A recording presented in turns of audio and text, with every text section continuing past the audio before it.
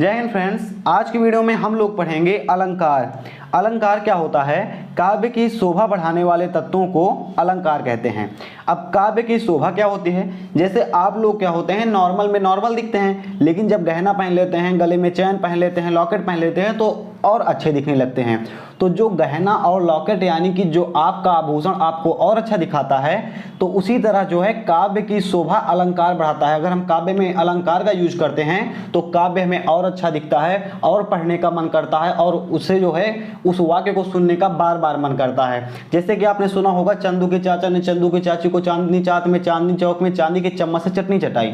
सुनने में अच्छा लग रहा है और आप सोच रहे हैं एक बार हम और पढ़ लें इसे, तो पढ़ने और सुनने में अच्छा लगे इसीलिए उसमें हम अलंकार का यूज करते हैं। अलंकार उसका एक तरह से गहना होता है जिसे धारण करके कोई भी वाक्य जो है अच्छा दिखने लगता है पढ़ने और सुनने के लिए। तो हम देखेंगे कि अलंकार कितने प्रकार के होते हैं, कौन सा अलंकार किस लेसन में आता है यानी किस क्लास में आता है, सारी चीजें हम देखेंगे। तो परिभाषा हो गई कि काव्य की शोभा बढ़ाने वाले तत्वों को हम क्या कहते हैं? अलंकार कहते हैं। अब देखिए, अलंकार मुख्यतः दो प्रकार के होते हैं। पहले अलंकार होते हैं शब्द अलंकार, दूसरे अलंकार होते हैं अर्थालंकार। शब्द अलंकार से आप देख रहे होंगे शब्द धन अलंकार, तो ऐसे अलंकार जो शब्द देखने पर पहचान में तुरंत आ जाएं उन्हें हम बोलेंगे शब्द अलंकार, और ऐसे अलंकार जो अर्थ निकालने पर समझ में आए उन्हें हम बोलेंगे अर्थ अलंकार। जैसे हमने बोल दिया कि सोहत ओढ़े पीत पट श्याम सलौने गाद मनहु नील मणि शैल पर आतप पर्यो प्रभात। तो आप नहीं समझ पाएंगे हमने क्या बोला, क्योंकि जो इस हमने भी लाइनें बोली उसका जब आप अर्थ निकालेंगे तो आप जान पाएंगे कि उसमें कौन सा अलंकार है। तो दोनों हम देखेंगे। सबसे पहले आज की वीडियो में हम लोग पढ़ेंगे शब्दालंकार, कि कैसे हम शब्द को पहचान कर उसमें बता सकते हैं कि कौन सा अलंकार है। तो शब्दालंकार के भी मुख्यतः 3 भेद होते हैं और कई लोग कमजोर समझते हैं इसे कि ये तो क्लास 6, 7, 8 में हमने पढ़ा है, हमें आता है। देखिए, आता सबको है, लोग इसे भूल जाते हैं। तो आज हम देखेंगे ऐसी ट्रिक जिससे हम इसे भूलेंगे भी नहीं, और जो क्लास 11, 12 के हैं या 10th के बच्चे हैं वो इसको हल्के में मत लें, क्योंकि ये जो अलंकार है वो क्लास 6 से लेकर 12th तक हर क्लास में पूछा जाता है। 6 से लेकर 12 तक सभी लोग इस वीडियो को देख सकते हैं, और जितना काम का है 12th वालों के लिए है उतना ही काम का 6 वालों के लिए है। एकदम एवरेज से बनाया गया है, ठीक है। चलिए देखते हैं। सबसे पहले हम अनुप्रास अलंकार, शब्द अलंकार का पहला प्रकार है ये। तो अनुप्रास अलंकार क्या कहता है? ये कहता है जब किसी वाक्य में किसी वर्ण किसे बोलते हैं, किसी अक्षर की आवृत्ति बार बार होती है तो वहां पर अनुप्रास अलंकार होता है, ठीक है। कैसे होता है? देखिए, जब किसी वाक्य में, मान लीजिए कोई वाक्य लिखा है, उसमें कोई अक्षर जो है वो बार बार आ रहा है, बार बार मतलब एक ही अक्षर आ रहा है, तो वहां पर अनुप्रास अलंकार हो जाएगा। चलिए देखते हैं उदाहरण इसका। उदाहरण यहाँ पर हमने लिखा है। तो पहला उदाहरण क्या है? पहला उदाहरण है, चंदू की चाची ने चंदू के चाचा को चांदनी चौक में चांदनी रात में चांदी के चम्मच से चटनी चटाई। अब आप बताइए, इसमें कोई शब्द ऐसा है, कोई अक्षर जो बार बार आ रहा है? तो हाँ भैया, आ रहा है। इसमें कौन सा अक्षर है जो बार बार आ रहा है? वो अक्षर है चा। देखिए, चंदू की चाची ने चंदू के चाचा को चांदनी चौक में, ठीक है, चांदनी चौक में चांदनी रात में चांदी के चम्मच से चटनी चटाई। जितनी बार इसमें चा अक्षर आया है उतना ही हमें ये अच्छा लग रहा है पढ़ने में। अभी बोल देते चंदू की चाचा ने रानी की मौसी को, ऐसा तो अच्छा लगता नहीं। तो यहाँ पर अलंकार का यूज किया है। कौन सा अलंकार है? अनुप्रास अलंकार। तो अनुप्रास अलंकार का हमने यहाँ पर यूज कर दिया, तो इसमें चा शब्द बार बार आ गया, जिससे पढ़ने में भी अच्छा लग रहा है और इसकी शोभा भी अच्छी बन गई। दूसरा हम देखते हैं, ये क्या है? दूसरा है हमारा तरनी तनुजा तर तमाल तरुअर बहु छाए। इसमें ता शब्द की आवृत्ति जो है वो बार बार हो रही है। ता शब्द की आवृत्ति कितनी बार है? बार बार है, इसीलिए हम इसे बोलेंगे अनुप्रास अलंकार। जहां पर किसी एक पार्टिकुलर वर्ण यानी कि अक्षर की आवृत्ति बार बार होती है, वहां पर क्या होता है? वहां पर होता है अनुप्रास अलंकार। इसे आप याद रखिएगा। दूसरा अलंकार हम देखते हैं, इसका दूसरा भेद क्या है? तो हमारा दूसरा भेद है यमक अलंकार, ठीक है। पहले अनुप्रास आएगा, अनुप्रास के बाद कौन सा आएगा? यमक आएगा। यमक और श्लेष में कई सारे लोग मतलब भूल जाते हैं कौन सा है, तो इसको भी हम देखेंगे।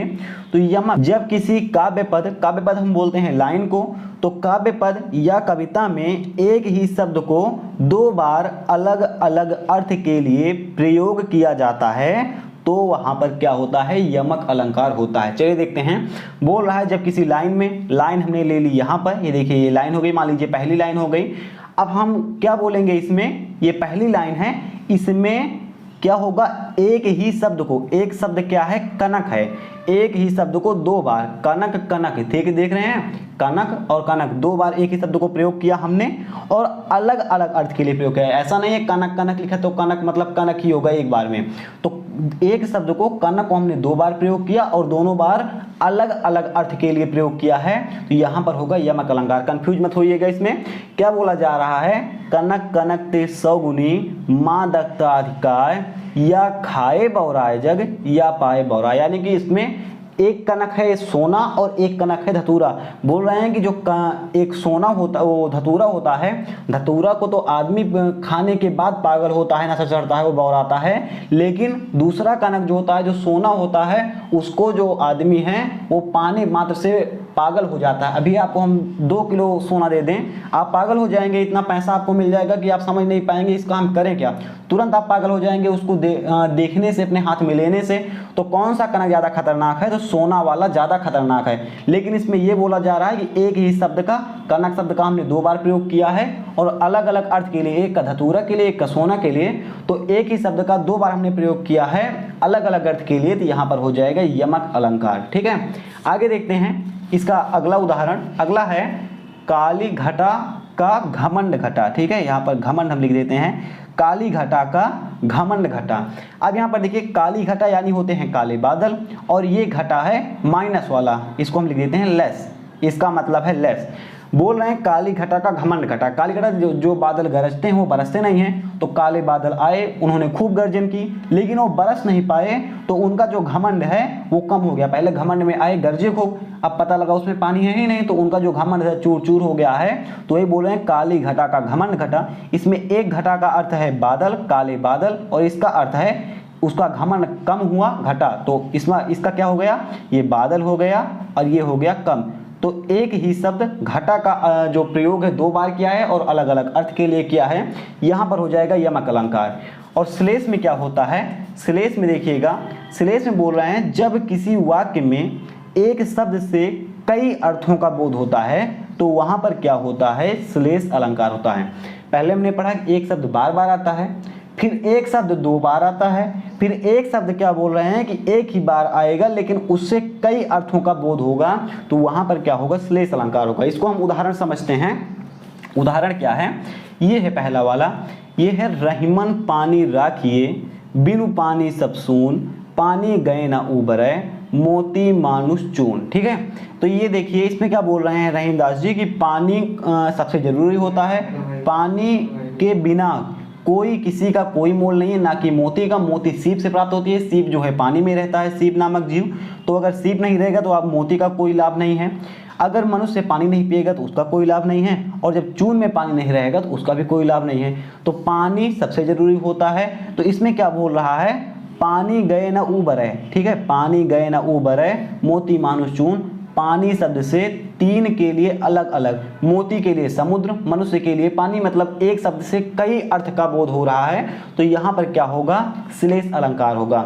नीचे वाला देखते हैं, सुबरन को खोजत फिरत कभी व्यभिचारी चोर। तो खोजत को ढूंढे कर सकते हैं, तो सुबरन को ढूंढे फिरत कभी व्यभिचारी चोर। इस लाइन को आपने पहले भी पढ़ा होगा, आप हमें कमेंट करके बताइएगा कि कवि के लिए सुबरन क्या है, भगवान क्या है, व्यभिचारी के लिए भगवान क्या है, और चोर के लिए भगवान क्या है। ठीक है, इन तीनों का अर्थ आप हमें कमेंट कीजिएगा। एक शब्द से 3 अलग अलग अर्थ का बोध हो रहा है, तो यहाँ पर श्लेष अलंकार होगा। एक चीज यहाँ पर आप देखिएगा, ट्रिक जो हम बात कर रहे थे, यहाँ पर बोल रहा है यमक, तो यमक से इसमें भी या है, और यमक से यहाँ पर इसका अर्थ होता है युग्म। युग्म मतलब होता है जोड़ा। तो जहाँ पर जोड़ा शब्द आ जाएगा वहाँ पर एक शब्द 2 ही बार आएगा, तो इनका क्या हो गया, ये पेयर हो गए, ये क्या हो गया, जोड़ा। तो जहाँ पर पेयर रहेगा वहाँ पर कोई शब्द 2 बार आएगा। अनुप्रास आपको याद ही हो गया होगा कि उसमें एक से वर्ण कई बार आते हैं, और अंत में क्या बचा आपका, अंत में बचा आपका श्लेष अलंकार, और श्लेष में एक शब्द से कई का बोध होगा। ये आप बहुत ही आसानी से याद कर सकते हैं। फिलहाल आपको ये वीडियो अच्छी लगी होगी, कैसी लगी आपको ये वीडियो आप हमें कमेंट करके जरूर बताइएगा। हम मिलेंगे इसे किसी नेक्स्ट वीडियो में। जय हिंद।